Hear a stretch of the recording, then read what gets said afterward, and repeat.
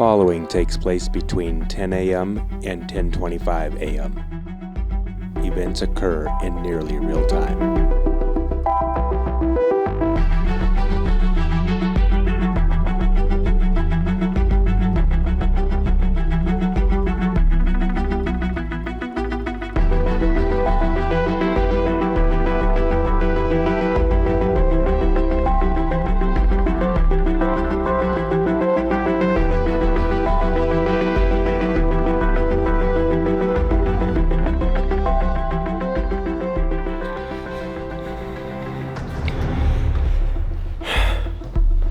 Hey, this is Don with the Nearly Historical Railroad channel, and this video is different than my normal ones. Don't get used to this. This is a layout tour video. It's not the first part, there's another part of this video, so go back and watch the first part and we discuss a big chunk of the layout in that video. In this video, okay, so what you need to understand, I explained this once before, I see our train layout as not one layout, but three layouts in a sense. And that is because we have a narrow gauge layout that we acquired a long time ago, and we have this standard gauge layout that we acquired. So that's two different layouts. But then we have added our own stuff, personalized it, made it our own.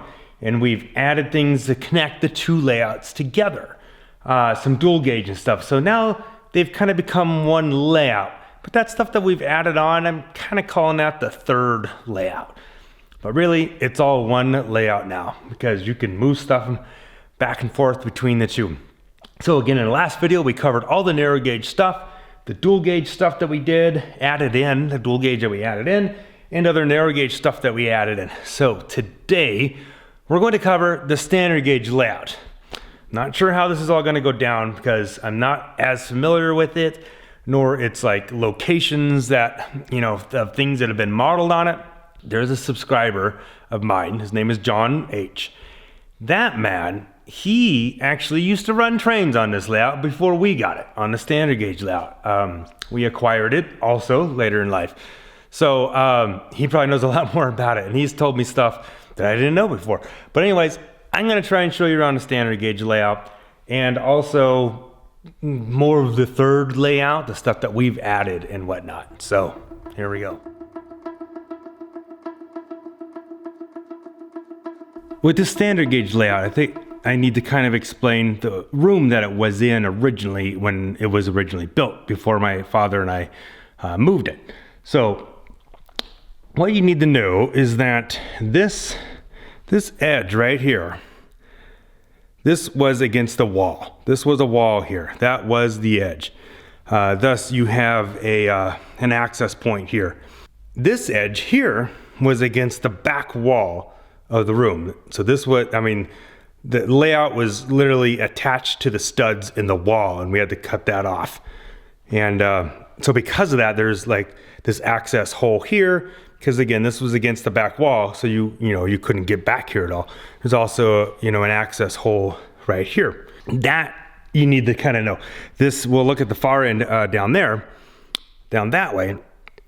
That was against the wall as it is today. So this little part that hangs out, well, that's stuff we added because this, is extra space now. All right, got that out of the way. In the standard gauge layout, the way the track is all run, it's kind of interesting, and sometimes I forget how it goes. I forget which tunnel the train's gonna come out of. So I'm gonna show you this board a little bit. This is the original control board for this layout. Let's see if we can get the whole thing in here. Okay, so makes sense, right? Got that? Okay, good. So this is just interesting. I'm not even sure how to explain this layout. Okay, originally it was DC. Here's a DC power pack A and a DC power pack B.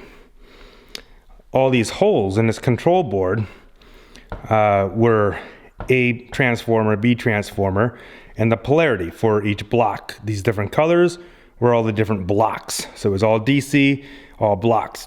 We've converted it over to DCC now. So that's why a lot of these holes are here. We've taken out a lot of those. The only toggle switches that are left are ones that actually throw turnouts. So again, all these holes, they were to change the polarity of the track. I guess those are still there, but that would change from A transformer to B transformer, and then the direction of the track. And there was actually, I believe, 3 different ways to turn a train around on this layout. When we decided to convert the layout over to DCC, we had a lot of DC locomotives, more so than we had DCC locomotives. So we decided to leave this intersection, so there's kind of this inner loop here. We decided to leave that DC for a while so that we could still run DC locomotives, maybe see which ones we wanted to convert over to DCC.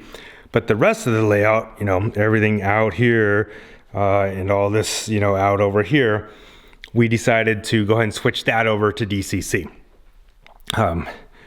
So that, you know, is all this area out here.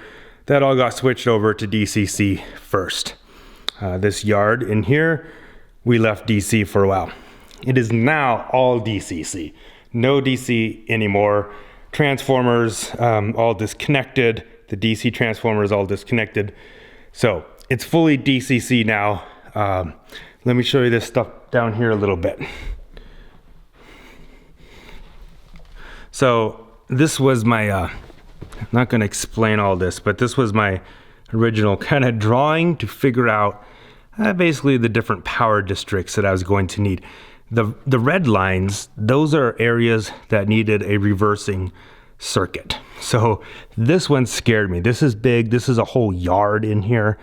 This is a whole big area. So this is a reverse loop, and it's a Y also. So it kind of reverses in 2 different ways. But drawing this out on a computer and looking at it and staring at it for hours, I finally kind of figured out which way to break it all up.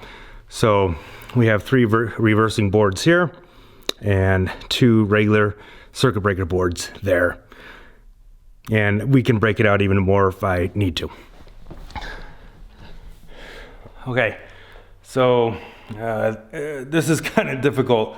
Not really sure where to go from here because I don't know like locations. Oh, this is this town, this is that town, and blah, blah, blah. I don't know. I'll just, let's just keep going and see what happens here. So with the standard gauge layout, I'm not going to explain how all the track works and everything, because like I said, I forget sometimes. But I'll explain a couple things. One of those is, I just mentioned that we left the inside loop DC for a while. There wasn't actually an inside loop at that moment. But we figured out that if we added this little track right here, this here, it's kind of sharp. If we added that one little piece in, that would actually give us a loop that goes all the way around this inside part. And that's what we did for a long time and ran it just DC. We just set this turnout so you could not change it. And this turnout over here, we set that also so you could not change it. So you could never cross over from DCC to DC. Again, now it's all DCC now, and this loop still works. Actually, some big stuff surprisingly goes through that. So that's one thing I want to kind of explain. Before we did that, with all the track that's on this layout, you could really only run 1 train continuously in a loop, not 2. You would think with all the track you could do that. You could only run 1 train in a continuous loop. However, you could do that in, I think, like 3 different ways, but they all shared like a common track. And it's still like that, really, today, with the exception of we put this in, so now you can actually run a train around this inside loop. So a lot of times when we have an open house or whatever, we'll go ahead and just set up a little train, and we'll let it run around in this inside loop, and then we can do whatever else we want out on the bigger track, the bigger area of the layout. So those are the 2 things I really kind of want to explain about this. The next thing to know about the standard gauge layout is how we've integrated it into the rest of the room and into the narrow gauge layout. So we've done that back here.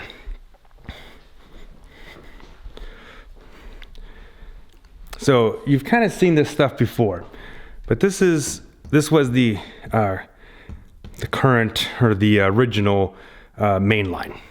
we were able to squeeze in another track on this left side over there.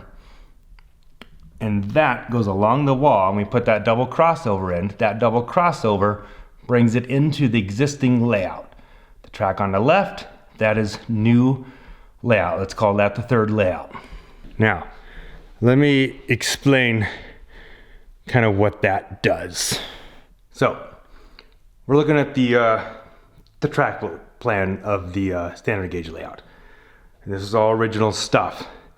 So what we've done, that part I just showed you, that is this crossover switch right here, double crossover. So this is kind of a new main line that's up against the wall. So this now comes over and all the way across the back. Let me show you what that actually is. So back there behind that bridge is that double crossover. So one direction of that goes over to that Cimarron area. And that is, we'll call it layout 3. That's all the new stuff that we're building and adding on to the layout. If you go the other direction, to the right, goes underneath this mountain. We've kind of explained this a little bit before. And it goes back there against that wall. So keep in mind that this edge right here, that was the back of the layout. That was the back of the room. There was no more space. But now we have an extra 2.5, 3 feet back there.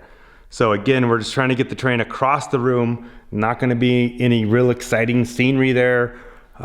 So that goes along this bottom edge down here now. Now that goes along that. So this track here is actually connected to all the standard gauge layout in here.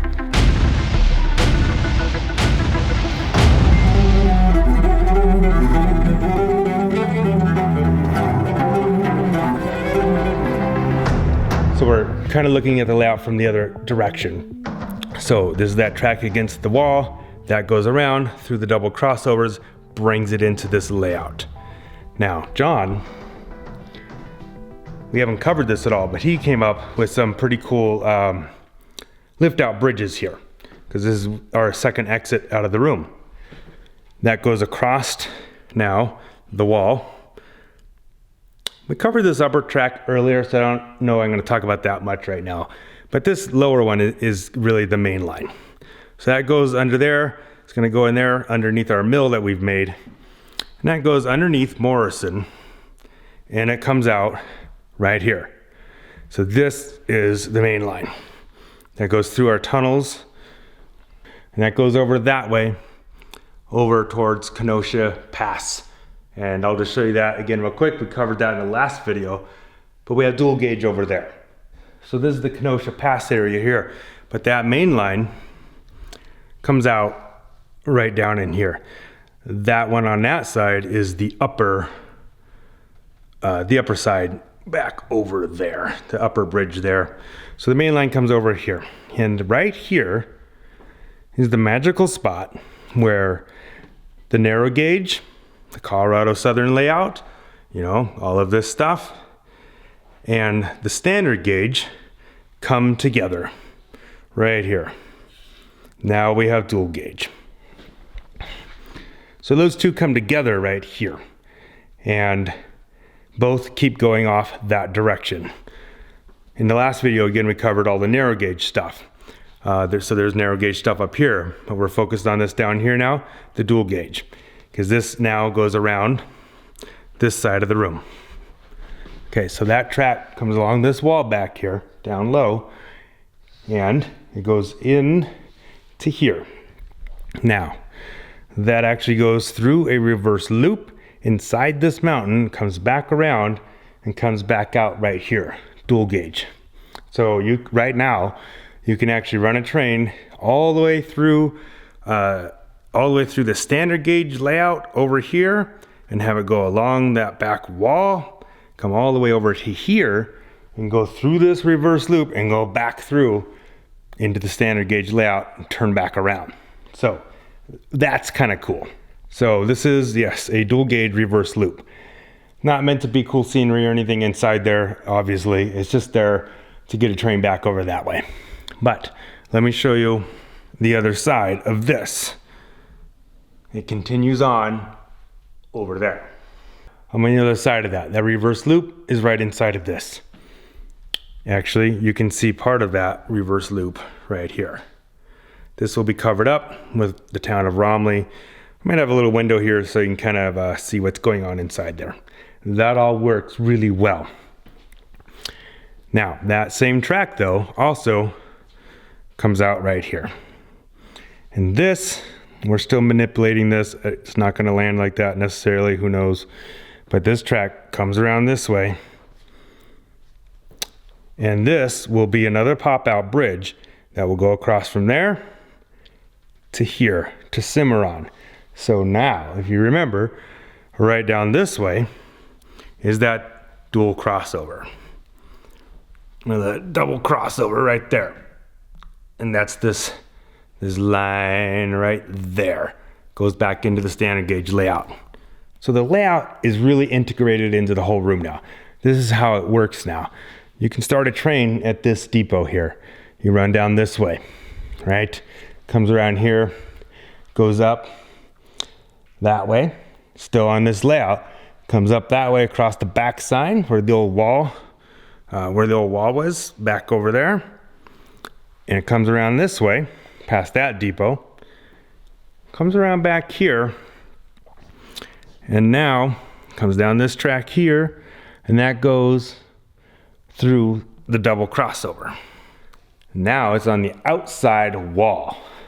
Now it goes around the outside wall back there, all the way around, all the way back over there, through the tunnels there, and then all the way back through that corner where Kenosha passes, against that wall, back there, through Buena Vista area, across the stairs, all the way down through there, underneath this, and underneath, or through here, where's my finger, goes through there, and then it crosses the bridge there, back into Cimarron, then it comes back through here, and now it'll cross back over that. Now it's back on this layout, and it will finish its trip through this layout as it goes through that way, and actually loops around again that way, comes around here, and back to this station. So, the whole point is, once we get that little bridge in over there, you can run a train that will go all the way through this layout and then make its way around the outside perimeter of the whole room and land back on this layout. So that is pretty cool.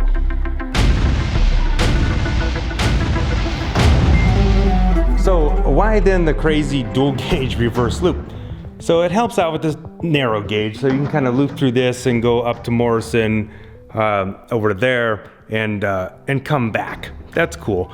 But it's really more, I think, for the standard gauge. And the reason why is this. This is the main doorway into the train room. If we have an open house or something, we don't want a bridge here in the way. This needs to remain open. So you can't just go around the entire room. So with that in mind, you can start at this reverse loop. Go through here, and you go through the double crossovers over there, and that sends you out onto the big layout, the big standard gauge layout, all the way through that, and it comes back through there, sends you back out against the far wall on the outside over there, outside over there it is, and that will send you all the way around the whole perimeter of the room, back behind there, and through this reverse loop, rather than going over the bridge, and send you back over, again, back over through all this, back onto the big layout, all the way through the big layout, and then back through that loop. So you have a continuous run there. So now, with the continuous run stuff, if you just want to let trains run around and sit and drink stuff and talk to your buddies, you can do that 3 different ways now. We have this inner loop that we talked about earlier on this layout, going, through this track right here. So you got this inside loop that you can do, and you can also run a train around this layout, the bigger outside part of the layout. You can just let a train run all the way through that, And again, 3 different ways you can do that. And then in addition to that, you can go through that double crossover, but have it set to go straight, and you just run a train around the perimeter of the outside of the room, either through that reverse loop, around and back through that reverse loop, or you put the bridge in and let it cross. So then you can have 3 different trains going at the same time without running into each other. Just let them go. But of course, you can do that and also, move cars around, do all that type of stuff if you want. Okay, I'm gonna cover the secret room back here a little bit. So this is Cimarron, and that, it's a reverse loop, that. So it goes in the wall right there, and it comes back out right here, okay? So I'm gonna show you what's on the other side of all that. Go through that wall there. This is our little workroom area. So that comes out there, programming track here, goes back through that wall into the secret room.